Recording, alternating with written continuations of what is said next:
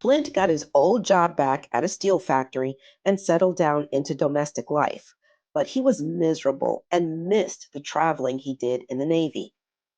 He didn't want to return to the Navy, but he couldn't see himself working in a factory for 20 years. He needed a change. He wanted to be his own boss. And to do that, he needed money. So he worked a second job.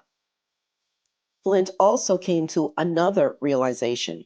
The reason why his wife couldn't be faithful was because of how his mother in law, Ernestine, had raised her, pimping her out to men since she was 10 years old, which is how he got suckered.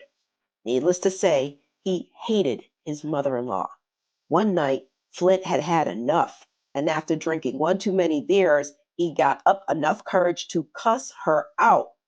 A gun was involved. She fell down a flight of stairs. He sped off in a Studebaker and was later arrested.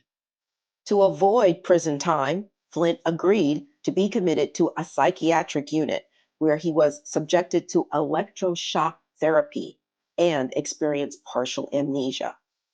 He doesn't remember how long he stayed or when he was released. He had memory trouble for months afterwards. The birth of his first daughter, Tanya, in 1965, didn't save his marriage, and the two finally parted ways. Larry Flynt, now 22 years old and a single man again, moved forward with his plans to run a business.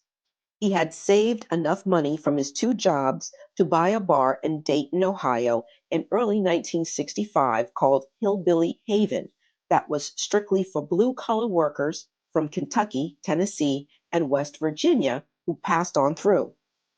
By focusing all his energy into building up Hillbilly Haven, he earned enough money to buy and renovate a second bar later that year he named Larry's Hangover Tavern.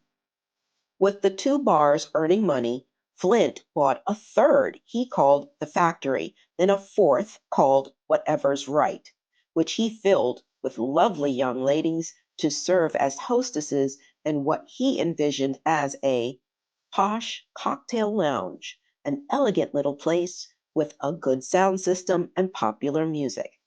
This one was a success as well.